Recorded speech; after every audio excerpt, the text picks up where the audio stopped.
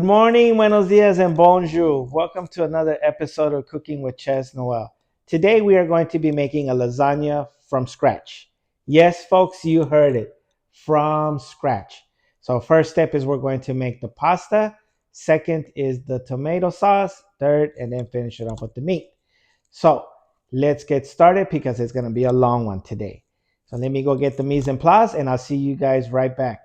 So we need flour, which I don't have any semolina flour at the moment. Thought I did, but I don't. So we're going to be using an alternative, which we could use bread flour, 2 eggs, salt, and olive oil. And that is it. So we are going to measure out 1 pound of flour. So you're going to get your scale, zero it out, and measure. So how's everybody's week been? Anybody has done any of the recipes that I've posted? Please let me know. Tag me on Instagram at Chestnut Cook. What is it? What's my Instagram? It is it is just a pinch, or look it up under Chest Noel, just a pinch. Okay, folks. Sorry, I made a mistake, but hey, I'm human, right? So please, if you made any, tag me. I would love to see some of the recipes that you've done, especially the Taco Tuesday. I hope somebody has done the Taco Tuesday one because that one is actually really good. So now that we have here our 1 pound of flour, we are going to do this by hand, or we could use our mixer. It all depends. If you have a KitchenAid mixer, use your KitchenAid mixer. But if you want to do it all by hand, it's up to you guys. Okay, so we have our 1 pound of flour. We could put our scale away. Then we're going to add all of the ingredients, which is the eggs, the salt, and the oil. But I wanted to show you guys something. Like I said, if you have your KitchenAid, let me go get it. You could use these attachments. It's a 3-piece pasta roller and cutter set. This actually works really well. It saves you time instead of doing it all by hand. Or if you don't have a KitchenAid, then you could do it using the pasta maker here. All that you could do it all by hand. It comes with the attachment for spaghetti or fettuccine. And this is very easy to use. It's not complicated. All you're going to do is attach it to the end of your table. Obviously, it comes with some clamp.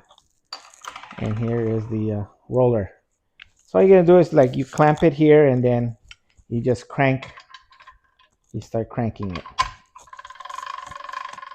Very simple. This is what I started using before I got my KitchenAid and the attachment. And believe me, this saves a lot of time.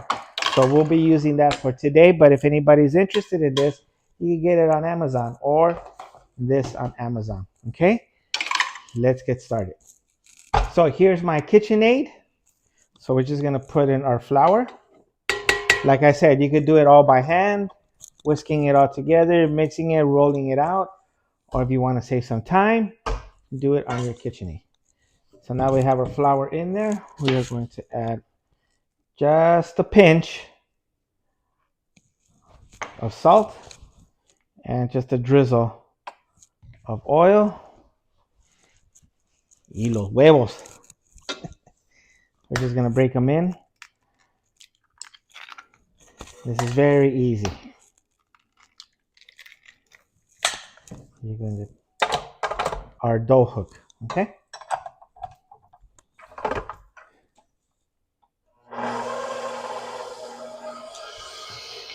I'll show you how this looks when it starts to get close to putting it all together, making the dough. As you can see, it's starting to come together. You just add some water to it to kind of start combining. So don't add too much water, add a little bit of water at a time as well. As you can see, it's starting to become a dough.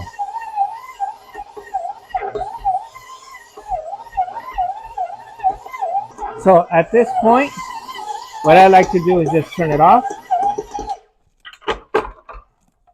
remove it and just finish it off on the surface. Make sure you have a clean surface, okay? You need to wipe it down, clean it before you get started. Please go ahead and do that.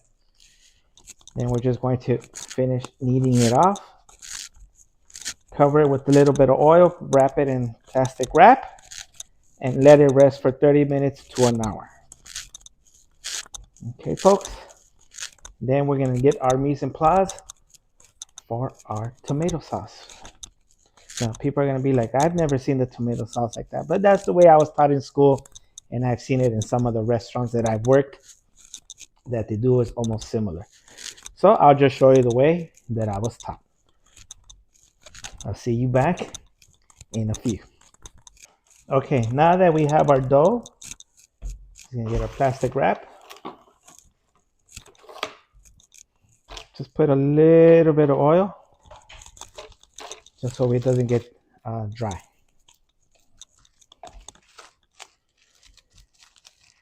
Gonna cover it, and just put it away. In this case, I'll put it behind me. Now let's get our stuff ready to make our tomato sauce.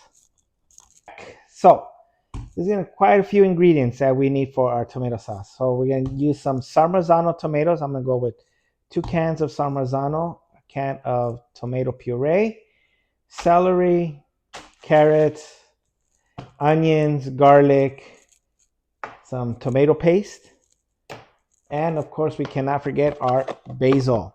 Now, if you guys are looking to get really good basil for very cheap, I suggest you go to Trader Joe's. Because you get 4 ounces of basil, which is pretty a lot. You know, it's a lot of basil here for like $3. I think it's like $3 and change.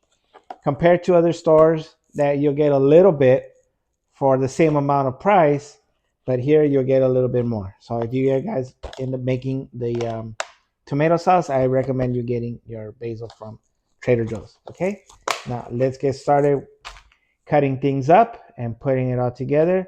And we're going to use a Dutch oven pot that I have for this one, or any pot that you might want to use. Okay, let's get started. Okay, so we are going to use one onion, one whole onion, medium sized onion, one good sized carrot, which we have to wash and clean, and 1 stalk of celery for at least those 2 cans. If you want to add a little bit more, it's up to you guys. Okay, I'm just giving you very simple. A bowl here for scraps, for trash.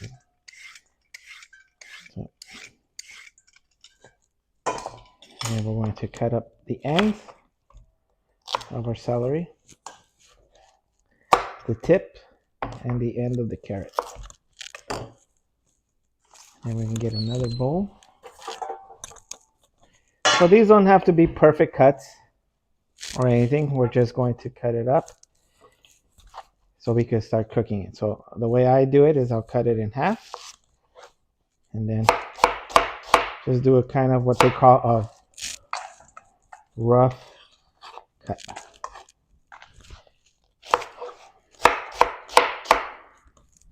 Very simple, folks. Nothing hard, nothing complicated.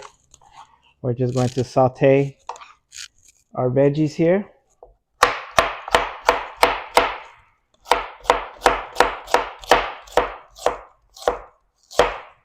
Now, if you guys hear any barking, those are going to be my kids, my huskies that are in and out right now, going in and out. They're playing, so.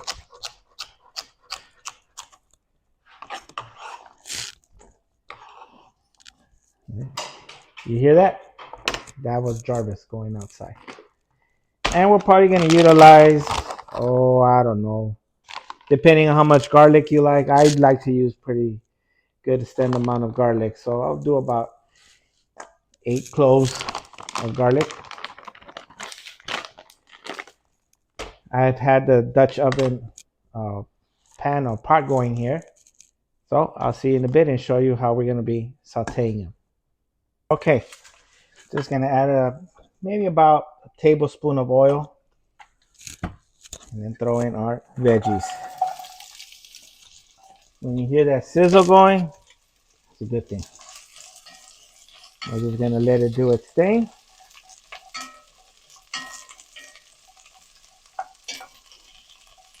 Maybe for about 5 minutes. Okay, now that our vegetables are translucent, we're going to add our tomato cans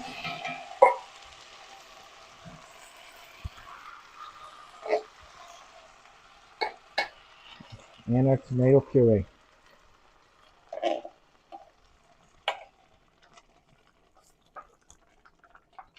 Lower the heat, just mix it all in. But all of this in here is flavor, so we're gonna add a little bit of water and mix it in there.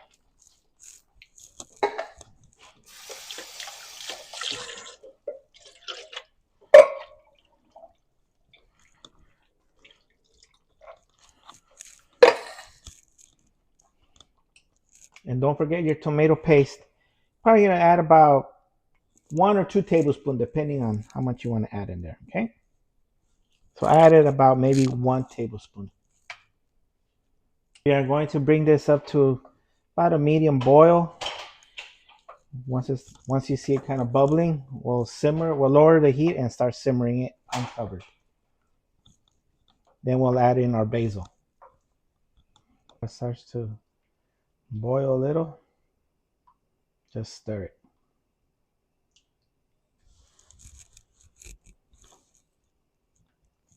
We are going to let it simmer for about an hour to an hour and a half. Now that we're about halfway with our tomato sauce, we are going to add in our basil and stir it in.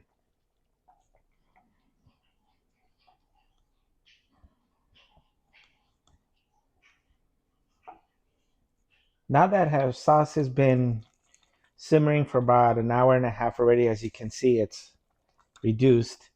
Now we're going to go use our hand blender, or if you don't have one, just put it in your blender.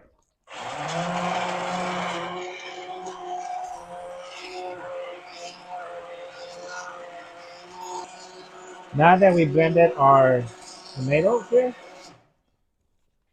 now we're going to start seasoning. Now this is when we start to season our tomato sauce. Just do it a little bit at a time. For this, it's basically more to taste. I could tell you to add 1 tablespoon, and it might not be enough for you.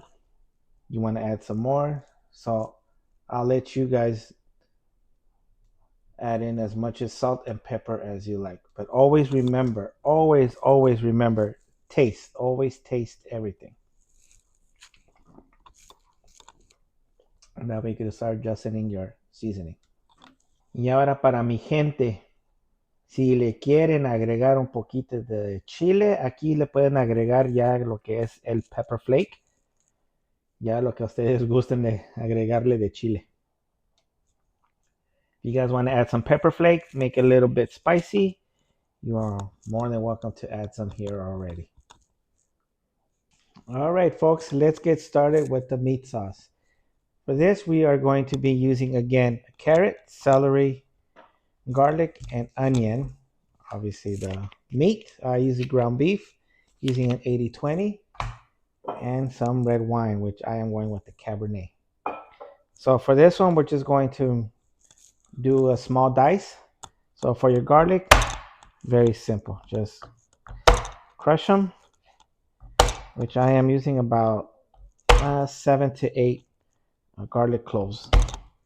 For that reason, because they're kind of small. But if you have some nice big ones, just use about, 3 or 4 dip. Or if you like a lot of garlic, use it. By all means, add as much garlic as you like. Very simple. We're just going to mince this just like this.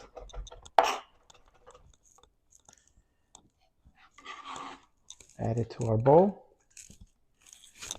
And then for our celery, We're going to slice it into about 3 to 4 pieces, depending on how big your celery stalk is.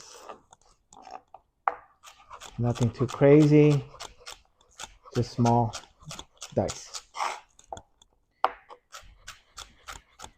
Now, I've been doing some of these videos already, and who's ever been watching probably has wondered, does this guy have any experience in the kitchen? Well, I have. I've went to culinary school here in Riverside. I just did the basic, but an opportunity was presented where I done an internship in Europe. So I went out there for about a year. I went to the south of France at a city in Bordeaux, where I worked at a Michelin star restaurant. And then from there, I transitioned to Spain. I think it was more north of Spain. I was in Asturias and worked out there also with Chef Diego. And before I continue, these we're going to make little planks. So we're just going to cut them up. Okay, just like this. They don't have to be perfect. This is just for you guys here at home. You're not trying to impress anybody. Nobody's really going to see this. But in case they do, at least you could say you made some nice little small dice.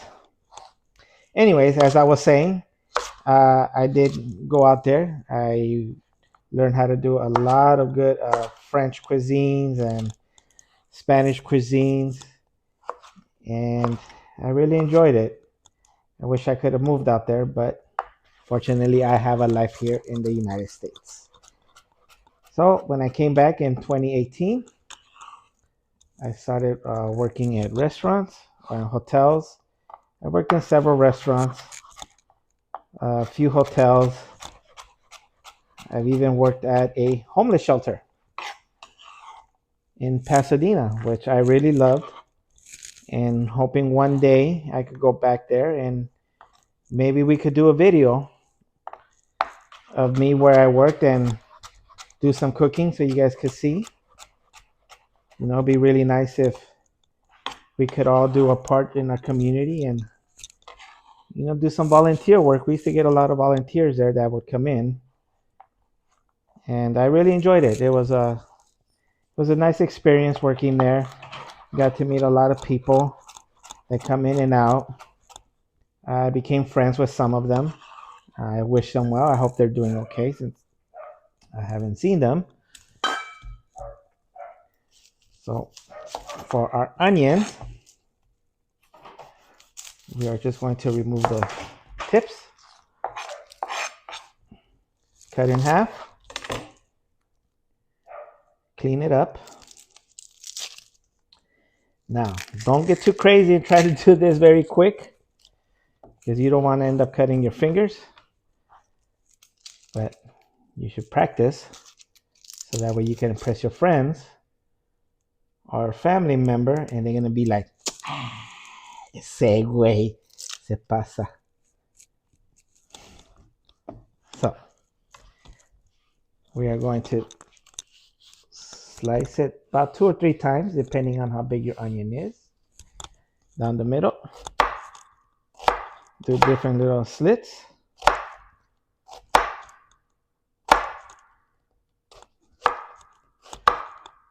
Just like this. And then there you go. Very simple. Small dice. And you just put it in your bowl.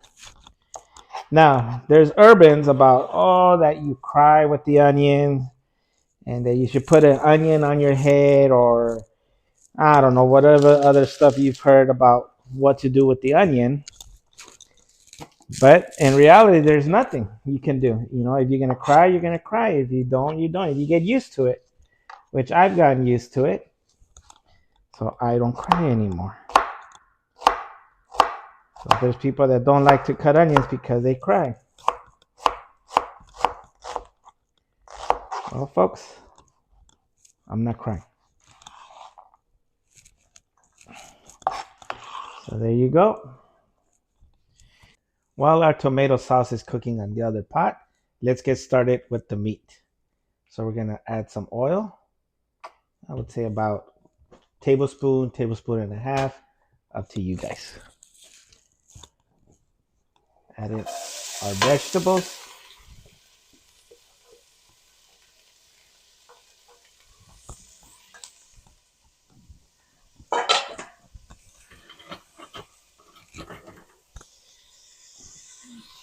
And start sauteing that.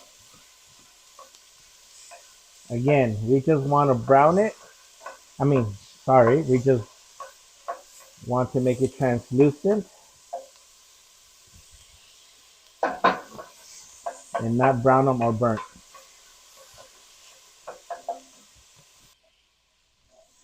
Now that our vegetables have been kind of bit sweating here, we're going to add our meat.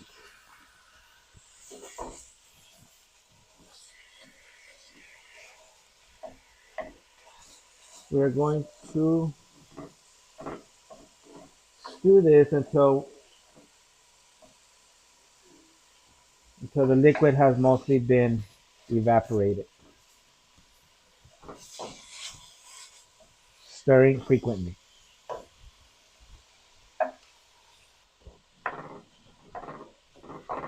Breaking down the meat.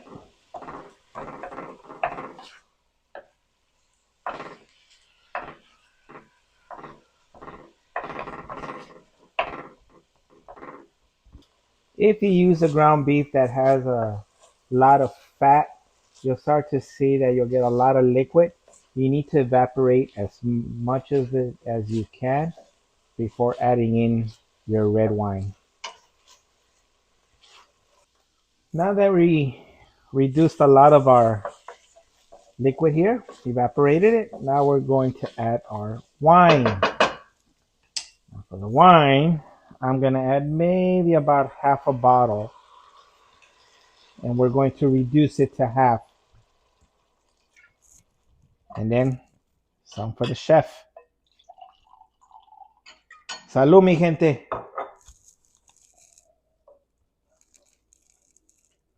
Mm, really good. So now we're just going to reduce this by half. And then we're going to add in our tomato sauce. Now that we've reduced our wine, now we're just going to add in our tomato sauce. Now you don't want to add it all that will be made, but you do want to add some here, and you could freeze the other ones to make for something else on another occasion. Make some pizza, spaghetti and meatballs, whatever you like.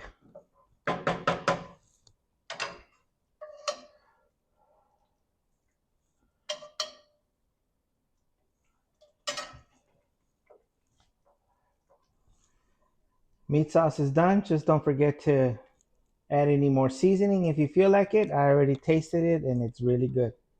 So this is how your meat sauce should look.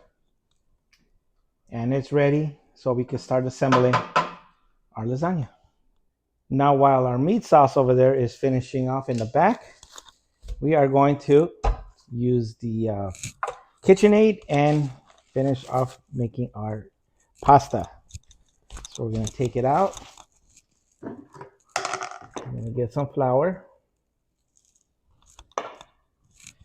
And just flour the surface. Flour the pasta a little. I like to use my dough cutter here. And we're going to do half of it at a time. Okay. Put that to the side. And stretch it out a little.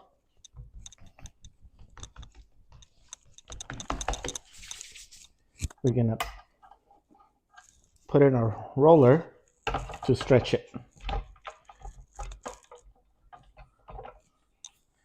And here we go, folks.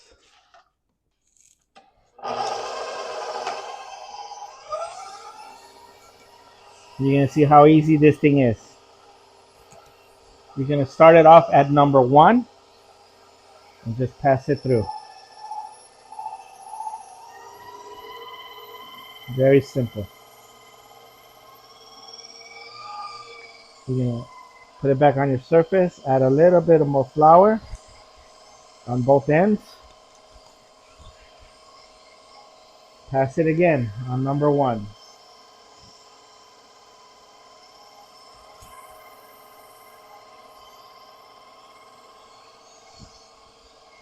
Then we are going to fold it in, no, actually, put in a little bit more flour.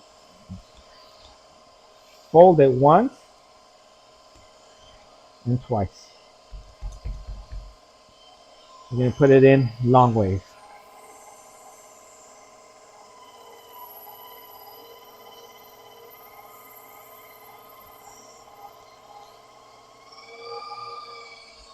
Takes a while to get used to it, so don't be afraid.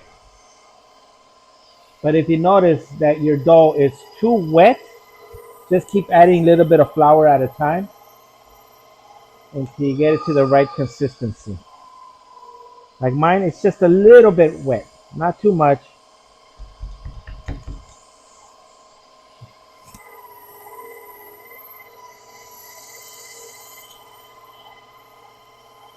There we go.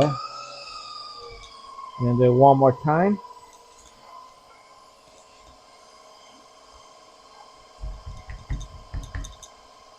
On number one.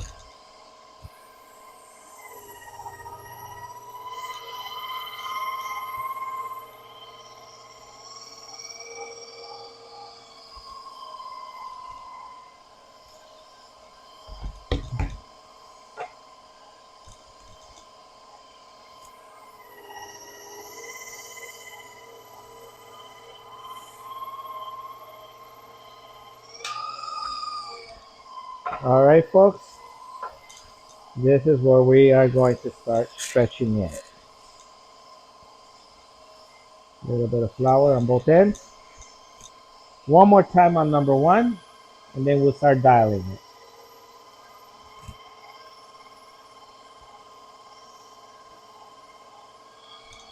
Now we switch it to number two.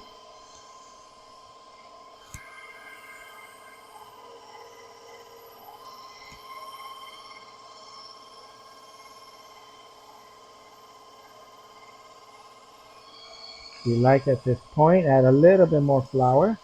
If you feel that it's still a little bit wet, dial it to number three.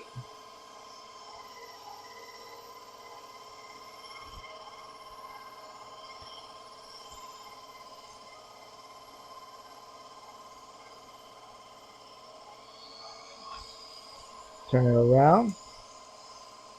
A little bit of flour. And yes, you are going to have a messy surface here once you're done with all of this. Dial it to number four.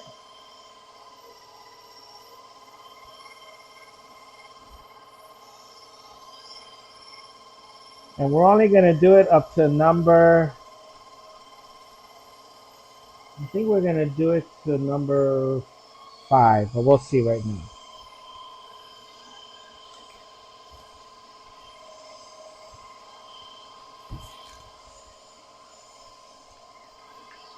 Dial it to number five. We'll see how it goes. Maybe we'll keep it at number five. That's the thickness that we want to use for our lasagna.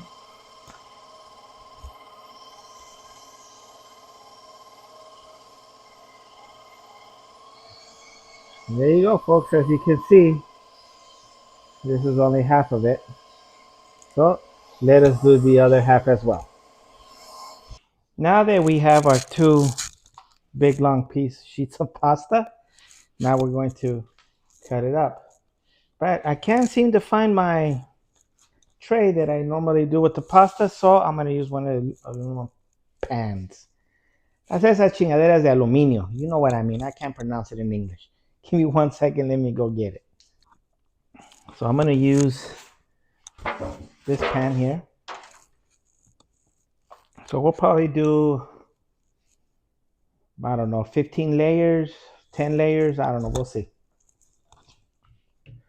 So we're going to cut it. And based on the size of it, that's how we're going to measure.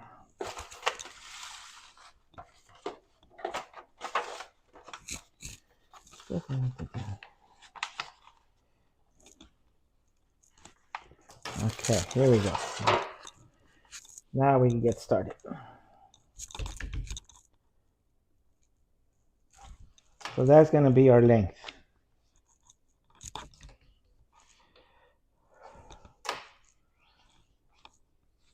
So we'll see how many layers we could do.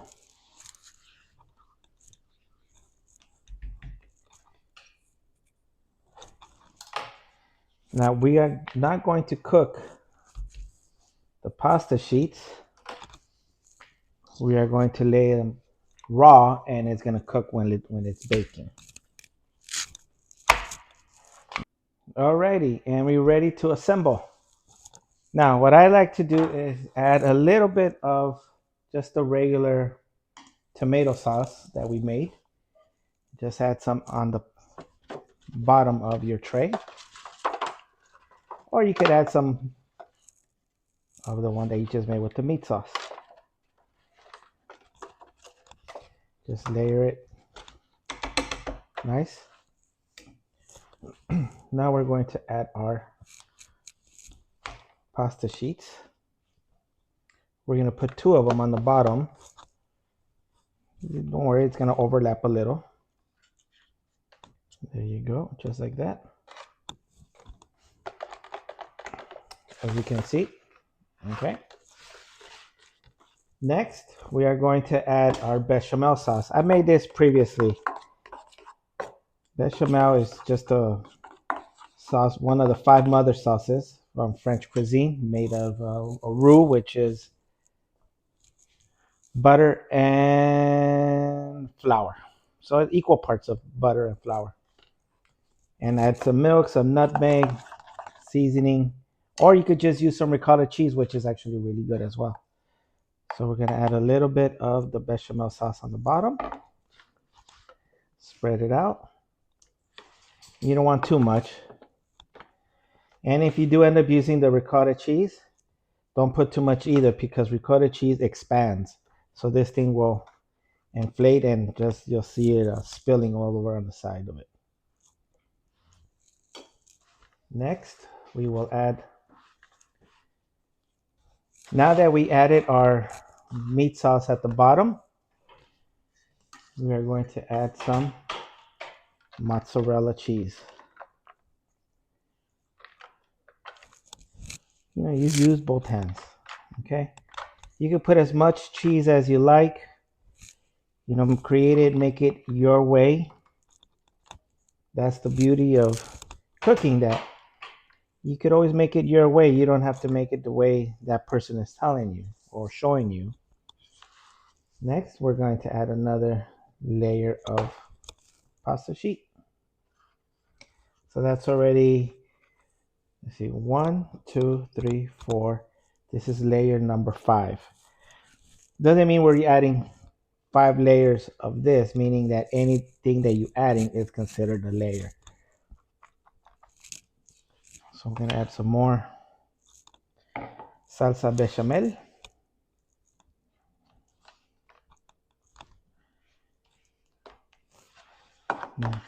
I don't know if you guys heard, but it cut off. Somebody was trying to call me, so I don't know if you heard everything, but I was telling you in regards to the temperature, we are going to bake this at 350 degrees for about 45 minutes to an hour.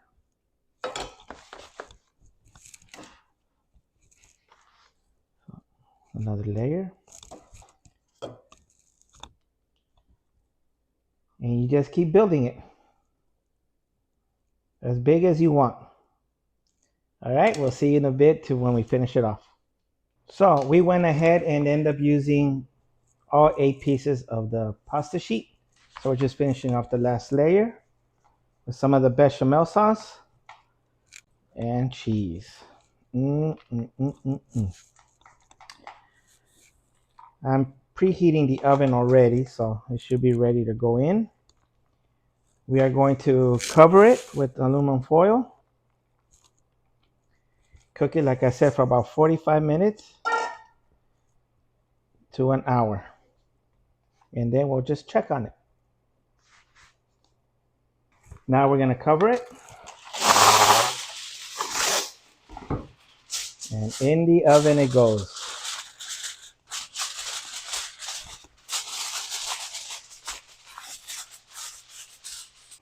Now that our oven is ready at 350, in she goes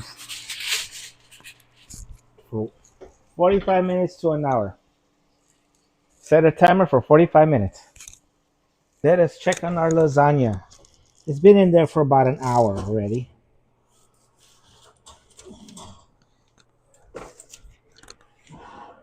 Be very careful, it's gonna be hot. Vamos a ver cómo quedó esta cosa. Uy, uy, uy, uy, uy. One thing I forgot to mention or forgot to do is spray a little bit of oil or something on the foil so that way the cheese doesn't stick to it as much. Now we're gonna put it back in and brown it. Should take about another 10 to 15, maybe 20 minutes. Okay, it's been about 20 minutes. Oh, look at this.